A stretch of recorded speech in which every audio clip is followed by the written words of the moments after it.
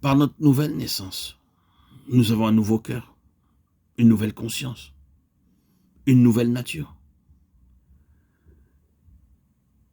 Il nous est donné une nouvelle sagesse. Or, c'est par lui que vous êtes en Jésus-Christ, lequel, de par Dieu, a été fait pour nous sagesse et justice, et sanctification et rédemption. 1 Corinthiens 1:3. Il nous a donné une sagesse céleste pour comprendre les mystères célestes. Supposons que vous voulez apprendre l'agriculture, vous devez alors devenir fermier. Et si vous voulez savoir comment guérir le corps, vous devez devenir médecin. Pareillement, si vous voulez connaître quelque chose de Dieu, vous devez recevoir la sagesse divine. Les choses célestes ne peuvent être comprises que par la sagesse céleste. Mais l'homme naturel ne reçoit pas les choses de l'Esprit de Dieu, car elles sont une folie pour lui. Et il ne peut les connaître parce que c'est spirituellement qu'on en juge. 1 Corinthiens 2:14. Par ce moyen, nous pourrons savoir ce qui arrivera après notre mort. Savez-vous ce qui arrivera après votre mort?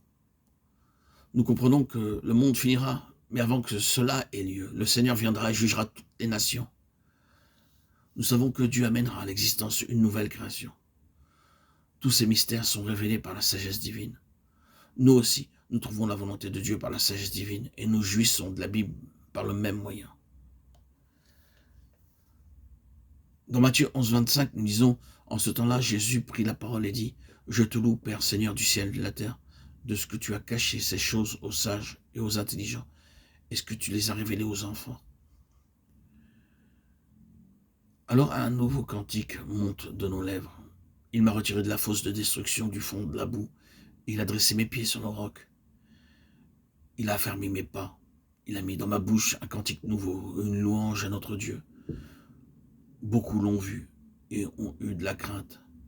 Et se sont confiés en l'Éternel. Psaume 43:4. Un cantique nouveau dans nos bouches pour louer et rendre grâce à Dieu.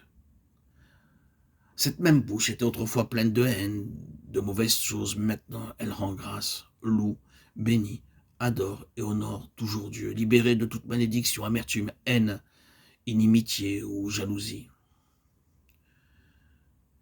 Dieu a-t-il mis un cantique nouveau dans votre bouche, vous rendant capable de le louer en toutes circonstances?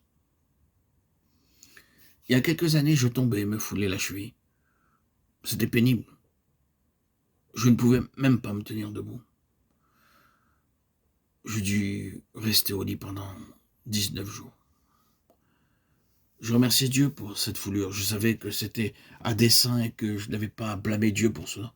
Tandis que j'étais au lit pendant ces 19 jours, deux hommes vinrent me voir, un jeune musulman et un jeune hindou, en quête du salut. Je pus leur parler toute la journée, parce que j'étais au lit, et tous deux trouvèrent le salut.